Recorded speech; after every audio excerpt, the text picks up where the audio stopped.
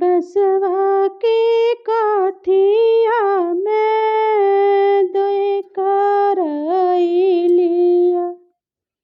एक बांसुरी एक बांस मैया के काखिया में दोय रे लड़िकवा। एक बहिनी एक भाई।